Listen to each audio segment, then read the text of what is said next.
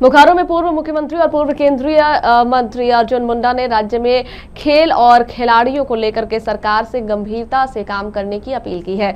उन्होंने कहा है कि सिर्फ तीरंदाजी ही नहीं बल्कि दूसरे खेलों में भी खिलाड़ियों को बेहतर सुविधाएं और प्रोत्साहन मिलना चाहिए। राष्ट्रीय स्तर पर राज्य के खिलाड़ियों को आगे बढ़ाने के लिए खेल नीति और आधारभूत संरचनाओं को मजबूत करने की जरूरत है। बोकारो परिसदन में पत्रकारों से बातचीत के दौरान अर्जुन मुंडा ने कहा कि राज्य सरकार को युवाओं और खिलाड़ियों के भविष्य को लेकर गंभीर पहल करनी चाहिए।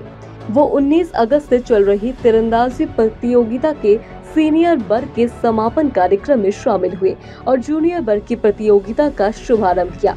उन्होंने कहा कि राज्य में राष्ट्रीय खेलों के लिए मौजूद आधारभूत संरचनाओं को मजबूत करने की जरूरत है। साथ ही खेल से जुड़े लोगों के साथ मिलकर खेल नीति में व्यापक सुधार किया जाना चाहिए ताकि झारखंड के खिलाड़ियों को बेहतर मंच और सुविधाएं मिल सके।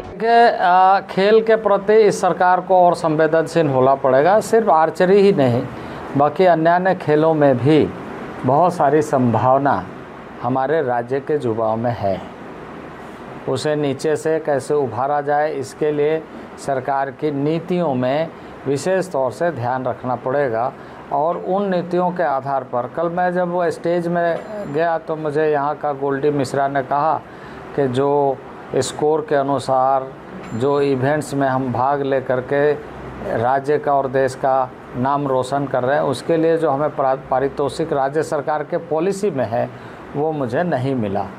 तो इस तरह का दृश्य ना आए, इस तरह के वातावरण का निर्माण ना हो, इसके लिए राज्य सरकार को चिंता करना चाहिए और कोशिश करना चाहिए कि हम अपने खिलाड़ियों को प्रोत्साहित